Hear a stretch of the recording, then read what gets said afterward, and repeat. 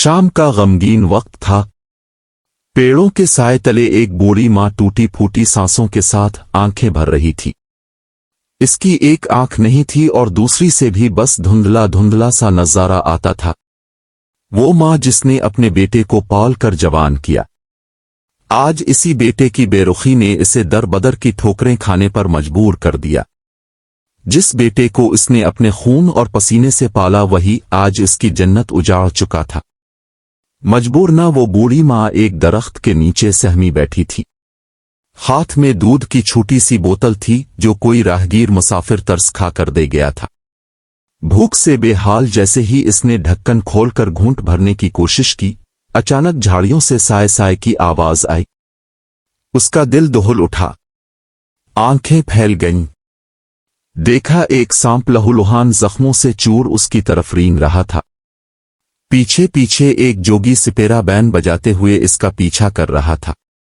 मगर खुदा की करनी देखिए, वो सांप किसी तरह जोगी के हाथ से बच निकला और सीधा बोड़िया के फटे पुराने आंचल में जा छुपा। बोड़िया की सांस ऊपर की ऊपर और नीचे की नीचे अटक गई। बदन कांपने लगा।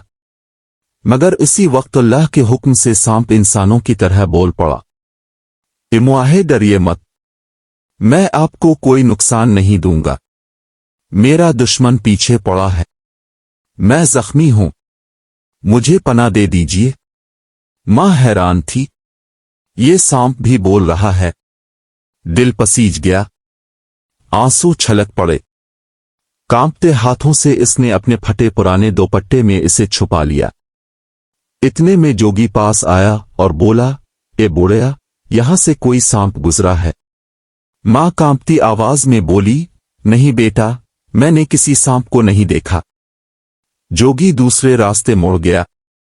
सांप आंचल से बाहर निकला और बोला, इमुआहे अपने मेरी जान बचाई है, मैं जिंदगी भर आपका ये एहसान नहीं भूलूंगा। मगर आप क्यों रो रही हैं? मुझे बताइए, मैं आपकी क्या मदद कर सकता हूं। ये सुनते ही बोड़िया की आंखों से अश्कों का दरिया बह निकला। उसने दर्द भरी आवाज में कहा, बेटा अगर सुनना चाहते हो तो दिल मजबूत कर लो, मेरी कहानी बहुत दर्दनाक है। उसने कांपते लफ्जों में अपना गम बयान करना शुरू किया।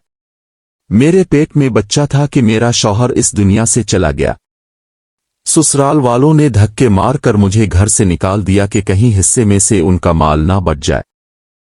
तन्हाई और मजबूरी में मैं दर बदर भटकती रही।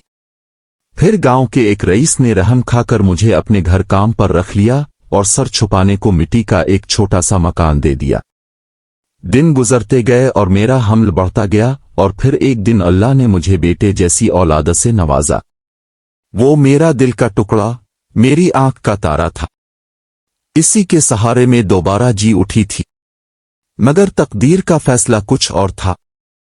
एक दिन मैं अपने नन्हे बेटे के साथ काम से लूट रही थी कि अचानक तूफानी आंधी चली और एक पेड़ मेरे लाल पर गिर पड़ा। इसकी मासूम आंख बर्बाद हो गई। उस वक्त मेरा कलेजा चीर गया। मैं सोचने लगी, जब मेरा बेटा बड़ा होगा तो लोग उसे काना कहकर ताने देंगे। मैं ये जिल्लत बर्दाश्त नहीं कर सकती। मेरी ख्वाहिश थी कि मेरा बेटा पढ़ लिख कर अफसर बने। मैं दौड़कर उसे डॉक्टर के पास ले गई। चेकअप के बाद डॉक्टर ने कहा, आंख की रोशनी हमेशा के लिए जा चुकी है, मगर अगर पैसे हों तो नई आंख लग सकती है। मैंने कांपते होंठों से कहा, डॉक्टर साहिब मेरे पास 2 आंखें हैं, एक निकाल कर मेरे बेटे को लगा दीजिए। मैं अंधेरी जिंदगी गुजार लूंगी मगर अपने बेटे को एक आंख वाला देख नहीं सकती। डॉक्टर साहब ने मेरी आंखों में झांक कर कहा, अम्मुजान अब पहले ही बहुत कमजोर है, एक आंख निकालना आपके लिए जानलेवा साबित हो सकता है। मगर मां का दिल किसी दलील को कहाँ मानता है। मैंने जिद की, गिड़गिड़ा कर रो रो कर कहा, डॉक्टर साहब मेरी जान ले लीजिए मगर मेरे बेटे की आंख लूटा दीजिए।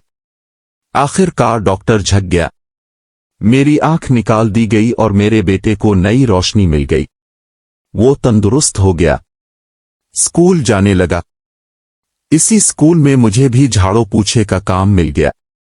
मैं दूर से उसे देख लेती तो दिल को ठंडक पहुंचती। मगर अफसोस मेरा बेटा मुझे एक आंख से महरूम देखकर मुझसे नफरत करने लगा। छोटा था मगर दिल में अजीब सी सख्ती भर चुकी थी।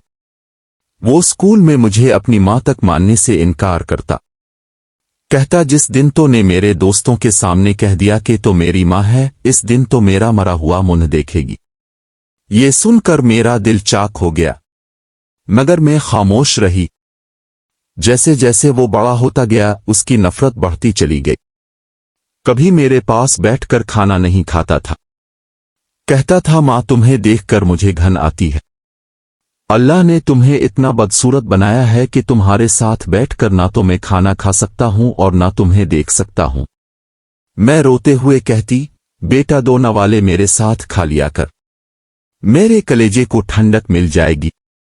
मगर अगर मैं पास बैठ जाती तो वो गुस्से में खाना फेंक देता। मेरा दिल हर लम्हा चाहता था कि उसे सीने से लगा लूं, इसकी थकन अपने आंचल में समेट लूं, मगर बेटे की नफरत के सामने मेरी मोहब्बत हार जाती।